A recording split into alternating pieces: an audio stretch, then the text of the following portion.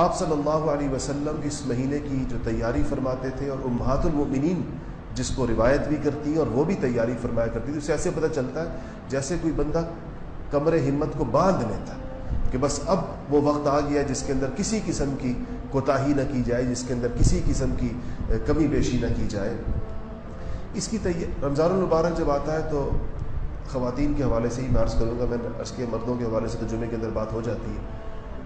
بدقسمتی سے ہمارے گھروں کا ہم نے ماحول یہ بنایا ہے کہ خواتین کی جمعے کی رمضان کی تیاری کا مطلب یہ ہے کہ وہ کھانے پینے کی تیاری کریں اور وہ چیزوں کو تیار کر کے فریز کریں اور فریزروں میں رکھیں اور اس طرح تیاری کریں، اور ان کا سارا دن اسی میں گزر جاتا ہے۔ ظہر کے بعد سے وہ افطاری کی تیاری شروع کرتی ہیں، اور افطاری کے وقت تک، یعنی جب اذان ہو رہی ہوتی ہے اس وقت بھی خاتون خانہ ڈائننگ اور کچن کے درمیان چکر لگا رہی ہوتی ہے، کوئی چیز پہنچا رہی ہے، کسی کو یہ چاہیے، کسی کو وہ چاہیے۔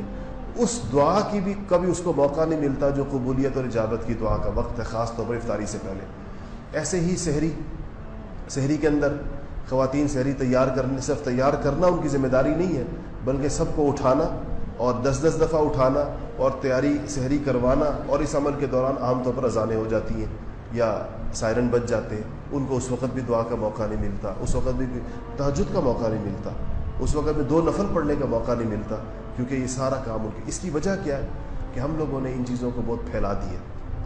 اتنا پھیلا ہوا نظم نہیں ہوتا تھا رمضان المبارک کا قرون اولیٰ کے زمانے میں جتنا اب پھیل گیا۔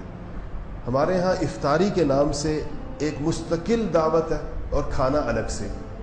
آپ نے دیکھا ہوگا افطاری میں خدا جانے کیا دنیا جہان کی چیزیں اکٹھی کی جاتی ہیں۔ افطار تو رسول اللہ صلی اللہ علیہ وسلم نے یا کھجور سے فرمایا ہے، یا پانی سے فرمایا ہے، یا نمک سے فرمایا ہے، یہ افطار ہے۔ اور اس کے بعد جو دستیاب خوراک ہو، کھانے کی غذا ہو، وہ غذا لی ہے۔ اس کے بعد وہ کبھی ہوتی تھی، کبھی نہیں ہوتی تھی، کبھی سوکھی ہوتی تھی۔ اما عائشہ رضی اللہ تعالی عنہا نے ایک موقع پہ افطار ہوا، نمک پانی جس چیز سے بھی ہوتا ہے، تو کھانے میں زیتون کے تیل میں چپڑی ہوئی روٹی تھی، یعنی زیتون کا تیل لگا ہوا تھا۔ تو افطار کھانے کے وقت اما عائشہ نے آپ صلی اللہ علیہ وسلم سے فرمایا کہ اگر اس روٹی کے ساتھ جس کو زیتون لگا ہوا ہے اگر سالن بھی ہو جاتا تو کتنی اچھی بات تھی۔ تو آپ نے فرمایا کہ عائشہ، اگر روٹی کے ساتھ زیتون کا تیل ہو تو پھر کیا سالن کی ضرورت رہ جاتی ہے؟ کہ جب روٹی کے ساتھ زیتون کا تیل موجود ہو تو کیا پھر سالن کی ضرورت رہ جاتی ہے؟ آپ اس نبوی دسترخوان کا موازنہ افطار کے ذرا اپنے دسترخوان سے کریں۔